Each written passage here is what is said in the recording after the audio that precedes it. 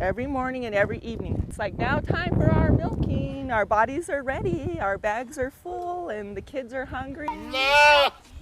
Okay, he's gonna start milking, so come in. It goes fast when it goes. We can do this in like 20 minutes. Okay, wants to be first? Come on in. Jump up. You three girls can come.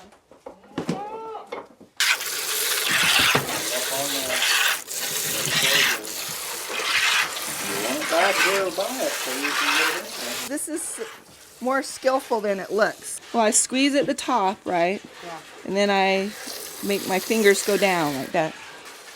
Every neighborhood should have a backyard dairy. Why not? It should be legal everywhere, I think. Populated, heavy areas, there's still room for a few goats, whereas cows, you don't have room for. And of course, goats are friendly and easy to handle. As you can see, they come in a small area and can be confined with children and stuff. If you had a cow in here, you might have problems. I tell people, think about goats, because it's a longer, compared to a growing season of a garden, a goat's lactation is like 9 months or something. You don't get 9 months of food out of a garden around here. That's a lot of food security, a lot of calories that can happen. With a breeding program rotation of your animals, you can keep milk coming year round. Breed goats to kid at a different time so that you keep milking, so you can have 100% crop of your milk, cheese, and yogurt. You can eat the boys and milk the girls, so. Thank you, girls. See you this evening. A chocolate. Mama. Get everybody through. Mama. There you go. Go get our buckets. Riley helps feed the kids. It'd be really good for people in town to have a backyard dairy. I think kids don't have enough to do. If kids were involved in their own little enterprises of keeping a dairy and sharing the milk around, that would be good for kids. Riley!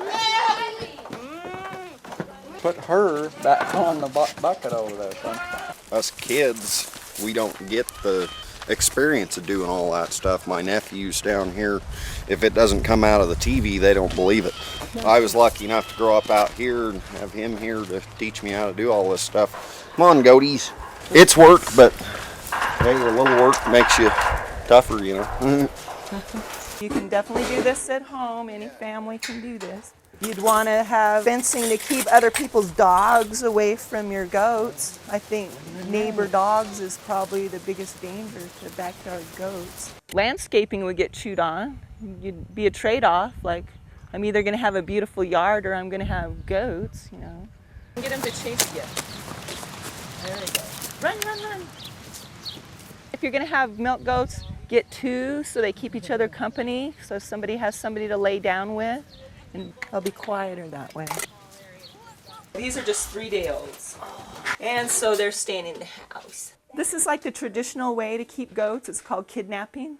Like you pick up, that's where that word comes from.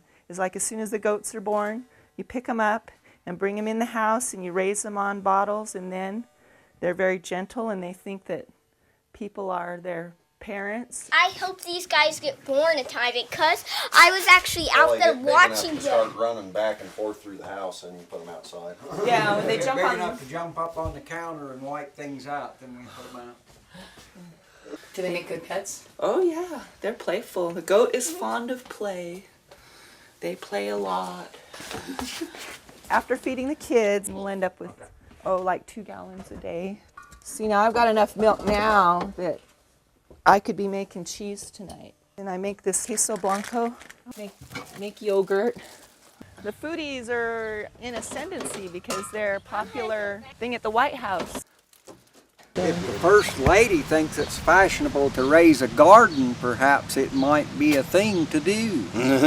Yeah, we think Michelle's daughters would love to have baby goats. We think that's the next step.